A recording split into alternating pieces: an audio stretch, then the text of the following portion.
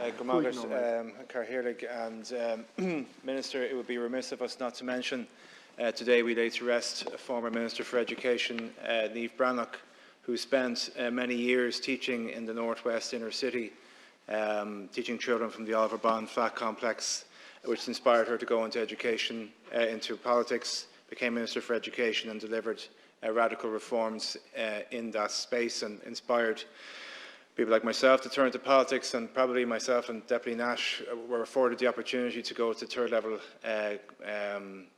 because of her radical getting rid of the fees in that time. But inspired by what she used to talk about in terms of her school life, it was very similar to my own circumstances, because when it came to education, housing was everything.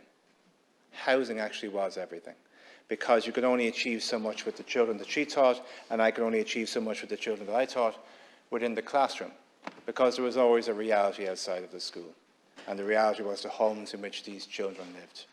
And there's a middle-class, Middle-Ireland assumption of how every child lives, and it doesn't equate to the most disadvantaged of communities, because even as the President himself brings forward this radical suggestion, and others have talked about it, about the abolition of homework, again, there's a Middle Ireland assumption of what homework is and how homework is done. And I remember my school days and in school teaching days, the reality of homework was that a child didn't have the space in their home to do their homework. They didn't have a desk in their room. They had to do it lying on the floor. They had to do it on the stairs often because of the overcrowded reality in which they were living. And this is 20 years ago, around about the time that Fianna Fáil had the brainwave to stop building social housing, about 20 years ago.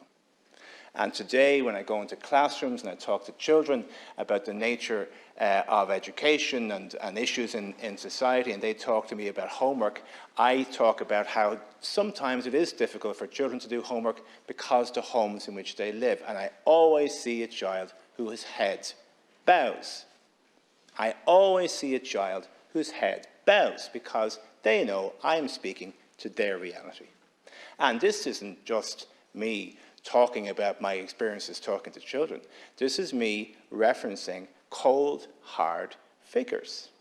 Because the cold, hard figures are from last December that not only do we have over 11,000 people in homelessness, almost 3,500 of those are children.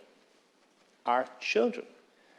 Now, Minister, you can only imagine the life that you're going to lead if you start off your life in that insecurity of homelessness.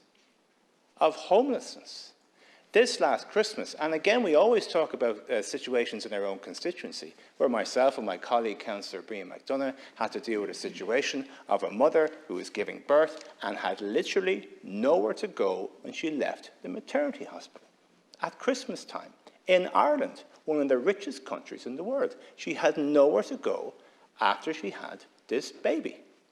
And we had to intervene.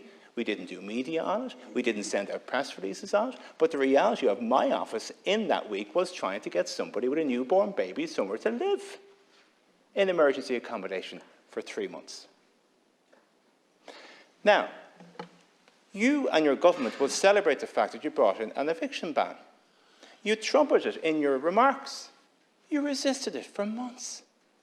You had people in your position, Minister, who told us that it was potentially unconstitutional, that you had to get the AG's advice. We begged you for months and months and months to bring in the eviction ban. You said it was potentially unconstitutional, even though it had been done in 2015. So please don't come here and read out, successes that you apparently have in terms of your housing response, when we begged you to do it. And we're begging you today to do it. Because we cannot have that insecurity, again, of children, 3,500 of whom, in homelessness or insecure accommodation or insecure rental situations, whose mothers and fathers are ringing us saying, I can't live like this. You know the Bernardo's report says that 29% of parents are skipping meals to feed their kids. So we have insecurity of food on top of insecurity of housing, and you're playing around with language about an eviction ban. So let's just do now, today, what you know what you're going to do anyway, is extend it to the end of the year.